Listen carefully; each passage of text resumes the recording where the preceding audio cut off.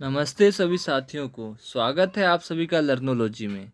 UPSSC PAT 2022 के syllabus को ध्यान में रखते हुए आज इतिहास की क्लास में हम वर्धन वंश या पुष्यवती वंश में हर्षवर्धन को पढ़ेंगे और दावा करता हूं कि इससे बाहर परीक्षा में कुछ भी नहीं पूछा जाएगा। बस आप वीडियो में आखिरी तक बने रहें, मैं गारंटी देता हूं कि आपको याद भी हो जाएगा। भविष्य में रिवीजन के लिए आप हर स्लाइड का स्क्रीनशॉट ले लीजिएगा। स्क्रीनशॉट ले लीजिए। हम वीडियो शुरू करते हैं।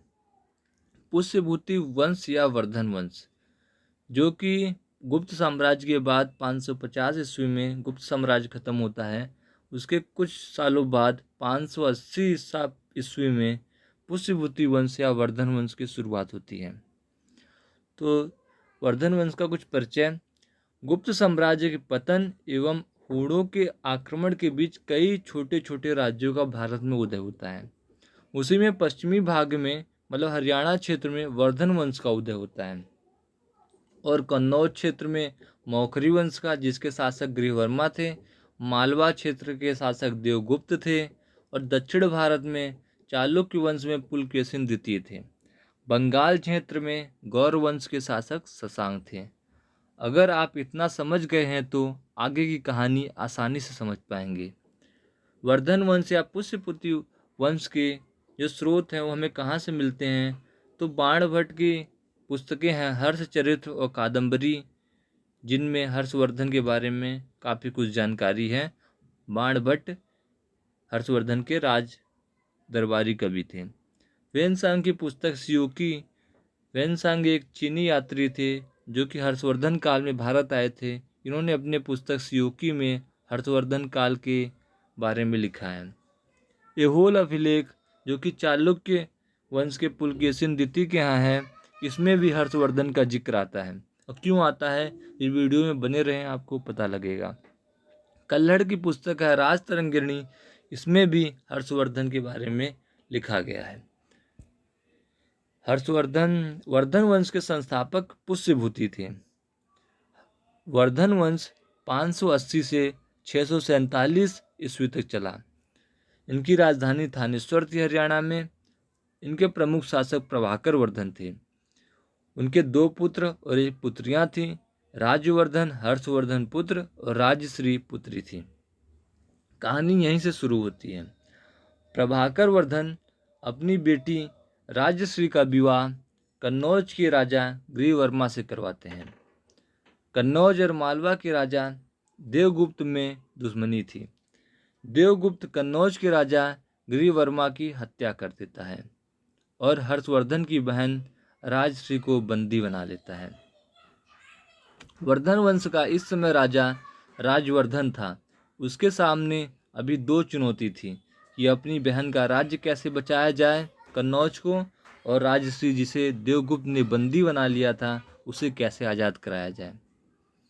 राजवर्धन मालवा क्षेत्र पर आक्रमण करता है और देवगुप्त की हत्या कर देता है और अपनी बहन राजश्री को आज़ाद करवा लेता है। लेकिन जो बंगाल के राजा शशांक थे वो देवगुप्त का दोस्त था। उसने धोखे से राज्यवर्धन की हत्या कर देता है और उसकी बहन जान बचा के कैसे कैसे जंगल की तरफ भाग जाती है और कन्नौज पर शशांक कब्जा कर लेता है और राजश्री को भी बंदी बना लेता है फिर से।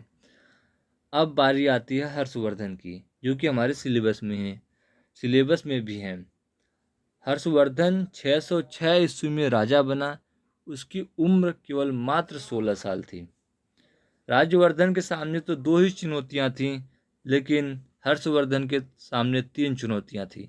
एक तो उसे खुद का राज्य हरियाणा में थानेश्वर बचाना था, दूसरा अपने बहन का राज्य कन्नौज बचाना था और तीसरा अपने बहन को, जो कि देवगुप्त के पास बंदी थी, उसे बचाना था।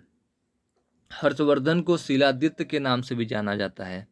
हर्ष ने कन्नौज पर आक्रमण कर शशांक को पराजित कर दिया और कन्नौज को जीता। उसने अपनी बहन को कैद से भी छुड़ाया। तो अब हर्षवर्धन कन्नौज और थानेश्वर दोनों पे राज्य करने लगा और कन्नौज को अपनी राजधानी बनाया। वेनसांग, जिसकी पुस्तक है सियूकी, वो हर्षवर्धन के समय ही भारत आया था। हर्षवर्धन तलवार के साथ साथ कलम भी तेज चलाते थे। इन्होंने 3 पुस्तकें लिखी हैं, प्रियदर्शिका, नागानंद और रत्नावली, तीनों नाटक थी।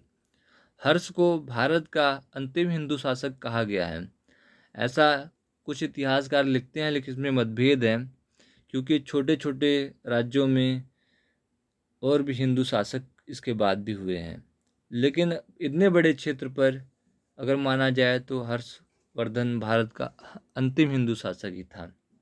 हर्ष ने कन्नौज में विभिन्न धर्मों का विशाल सभा का आयोजन कराया। हर्ष तो वैसे तो बौद्ध धर्म को मानते थे, लेकिन इन्होंने कन्नौज में विभिन्न धर्मों का विशाल सभा कराया, जो कि हर साल होता था।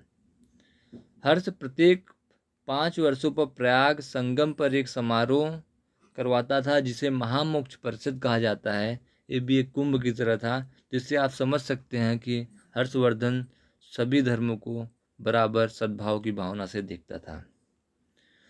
तो यही कहानी थी पूरी हर्षवर्धन की, यही इतिहास है। यूपीएससी पैड में हमें हर्षवर्धन को पढ़ना है, और हर्षवर्धन के बारे में इससे बाहर परीक्षा में कुछ भी नहीं पूछा जाएगा। वीडियो अच्छी लगी हो तो लाइक शेयर सब्सक्राइब जरूर करें, अपने दोस्तों को शेयर करें। जय हिंद।